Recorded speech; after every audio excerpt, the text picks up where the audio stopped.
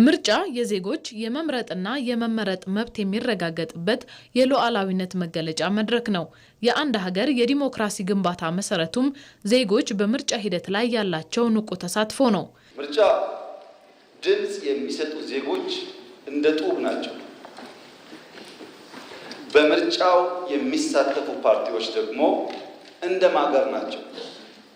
በሚሊየን ጡቦች ከ50 በሚልቁ ማገሮች የሚሰራ ቤት ነው የሚሆነው።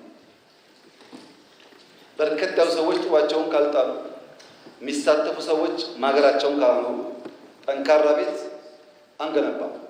ምርጫ ድምጽ የመስጠት መብት ብቻም ሳይሆን የሀገርን የወደፊት ዕጣ ፈንታ የመወሰን ኃላፊነትም ጭምር ነው። ዜጎች የምርጫ ተሳትፎ ይኖራቸው ሲባልም ድምጽ ከመስጠት ባለፈ የፖለቲካ ፓርቲዎችን አማራጭ ሀሳብ ከመመዘን ጀምሮ የምርጫውን ሂደት እስከ መታዘብ ይዘልቃል። በማዕከላዊ ኢትዮጵያ ክልል ያነጋገርናቸው አስተያየት ሰጪዎችም 7ኛው ጠቅላላ ምርጫ ስኬታማ እንዲሆን ዜጎች ከዳር ቆመው ታዛቢ መሆን እንደሌለባቸው ይገልጻሉ። ለምርጫ እድሜው የደረሰ ዜጋ ወጥቶ በነቂስ መመዝገብ መቻል አለበት። የምርጫ ካርድ መውሰድ መቻል አለበት። በምርጫ ዕለትም ደግሞ በትክክለኛ የሚፈልገውን አካል መምረጥ መቻል አለበት።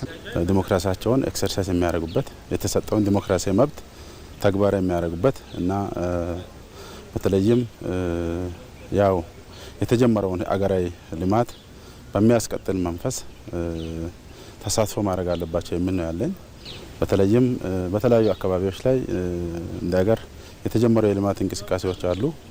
ይህን በሚያስቀጥል መንገድ መሳተፍ አለባቸው የሚል ነገር ነው ያለኝ። ዜጎች ነቁ ተሳታፊ ሆነው በንቃት የምርጫ ሂደት ውስጥ መሳተፍ ይኖርባቸዋል።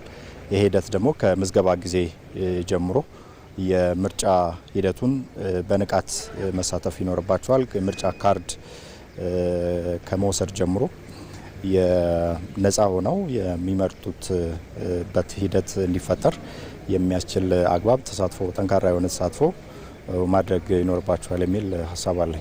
ዜጎች በምርጫ ወቅት የሚያሳዩት ተሳትፎ ለሕገ መንግስታዊ ስርዓቱ መከበርና ለብሔራዊ መግባባት መፈጠር የሚኖረው አስተዋጽኦ ከፍተኛ ነው። ለዲሞክራሲያዊ ስርዓት ግንባታ መጠናከርም የራሱ የሆነ ትልቅ ፋይዳ ያለው በመሆኑ ሁሉም ዜጋ ድምጽ ከመስጠቱ በፊት ስለ ምርጫ ደንቦች በቂ ግንዛቤ ሊኖረውም ይገባል።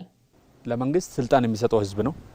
ሁለተኛ ቅቡልነት ያለውን መንግስት የሚመርጠው የሚመሰረተውም ህዝብ ነው። ስለዚህ ይሄንን ሁለቱን ነገር ልንሰጣቸው ወይም ስንሰጣቸው አውቀን ነው መሆን ያለበት።